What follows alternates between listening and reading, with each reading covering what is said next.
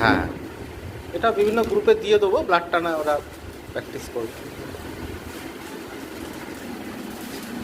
Plus একটা দলিলও থেকে গেল যে প্র্যাকটিক্যালে কারা কারা ছিল, ওদিন কারা কারা উপস্থিত ছিল।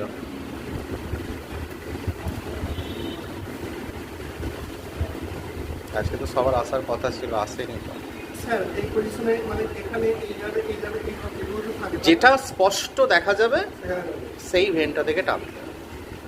এরকম কোনো হার্ড অ্যান্ড ফাস্ট রুল নেই যে যেটা স্পষ্ট পাবে।